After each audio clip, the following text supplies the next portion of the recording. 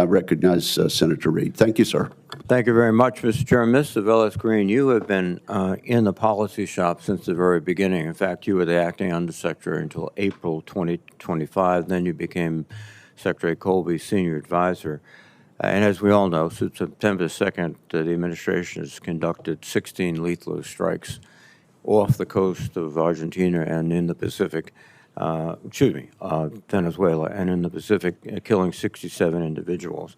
What's your understanding of the strategic goal of this operation? Thank you, Mr. Ranking Member.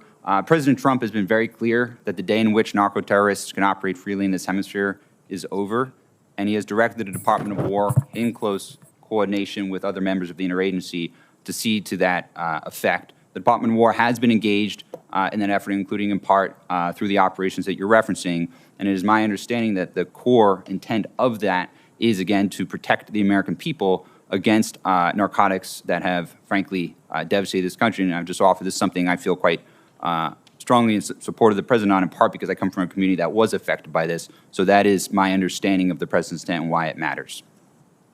Now, since you've been there from day one, can you give me your best estimate of how much it costs to maintain multiple ships, B-2 aircraft, F-35s, a Marine detachment, et cetera? How much per day are we spending down there?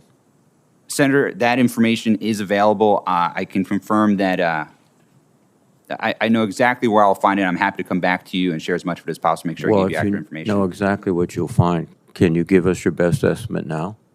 Mr. Ranking Member, I wouldn't feel comfortable estimating. I would feel comfortable if you answered the question. It's an estimate. Mr. Ranking Member, I would not be possible for me to give you an estimate with confidence that it is close to the number at this time. So you are basically one of the key people in the Department of the Policy Department of the Department of Defense, and you don't even have a rough estimate of how much we're spending every day in a major operation. In fact, we haven't had that many ships in the Caribbean since the Cuban Missile Crisis. Mr. Ranking Member, that information is part of the process. I want to make sure anything I say to you in this setting is accurate. So when will you deliver that answer to us, Mr. Green? I'm sorry, Mr. Ranking Member? When will you deliver that answer to us, Mr. Green? I would be pleased to deliver it to you as quickly as possible. Which is tomorrow? Mr. Ranking Member, I'll work through it as quickly as possible with the Legislative Affairs team. Let me turn now to Mr. Dill.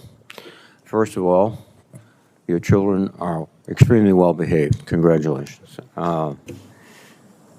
One of the aspects, as I mentioned in my opening statement, is that we have maintained a apolitical military, and include in that the civilians in the Department of Defense.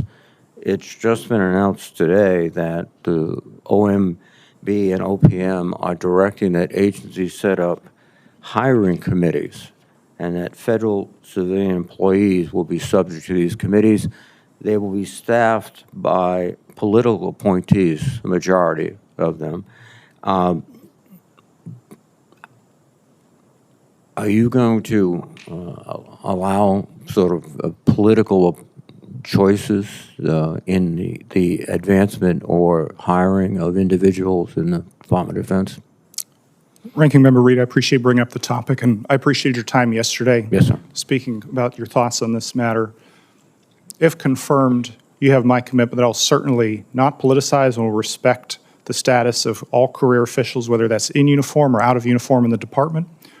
I'm not familiar with the committee that you're referencing.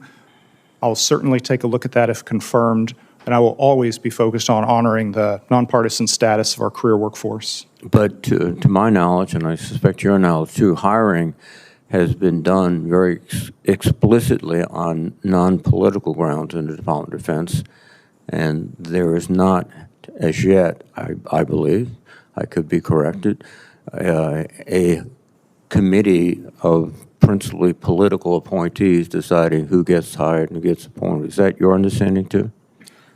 I'm not aware of that committee you're referencing, Ranking Member Reid. If confirmed, I would certainly look into the status of such a committee, and I would always strive to honor the nonpartisan status of our career workforce. Thank you. Dr. Todd, I think a quick question. We talked about this yesterday, and I only have 3 seconds. But we are, in some respects, suffering readiness issues with regard to deployment of troops to the border and to other missions that are not specifically focused on tactical operations, military operations. How do you propose to make up that difference in readiness? Well, Senator, if confirmed for the position, I would take a look at what missions they are performing on the border, how those missions impact the readiness to perform other warfighting missions, and then work with the services to identify any gaps and identify any refit and regeneration requirements so that they can meet other missions once they have redeployed. Thank you, sir. Thank you. Senator Fisher, you're recognized for